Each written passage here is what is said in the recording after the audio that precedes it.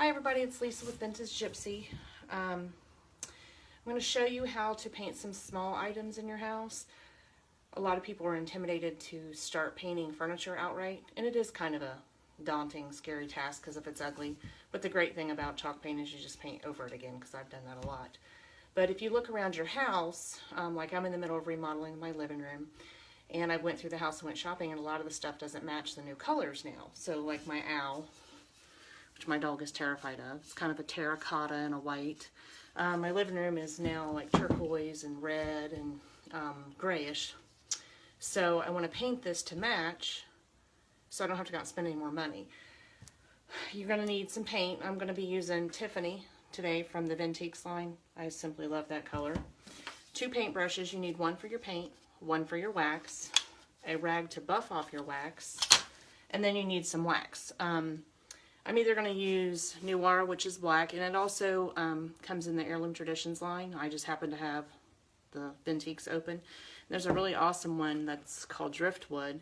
It's like a grayish color. I'm pretty addicted to that right now. But most of the time my go-to wax is the black wax. People are afraid of it, but don't be afraid of it because it's gorgeous. And I'm going to use Tiffany. I do use these squirt bottles because it makes life easier.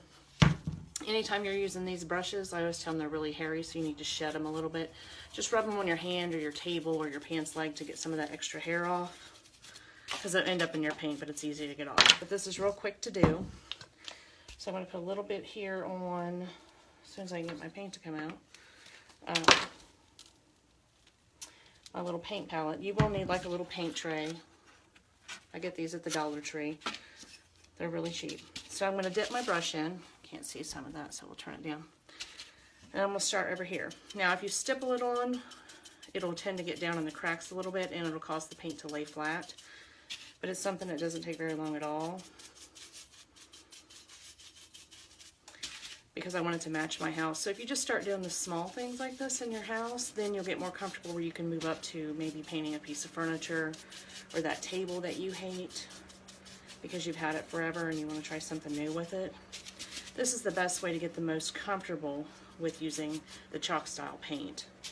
I use the Heirloom Traditions line, and they have 2 lines. One is Vintiques, which is a little funkier, like kind of like me. They also have their Heirloom Traditions, which has a lot more colors. Some of them are a little more neutral, so you could use them with everything. I do tend to like the funkier colors. They do have some neat ones. They have one called Maryland's Lipstick, which is awesome. But you can see that I'm already getting through this pretty quickly. And when you're painting, don't be afraid to get paint all over you, because I typically always do have paint on me. So it's just a matter of, and if you want to get it down in the crevices, because this thing has a lot of, I don't know if you can see them, holes and stuff in it. Or if you don't, it just gives more character to it. Like I said, I'm usually covered in paint when I paint anyway, so it doesn't matter.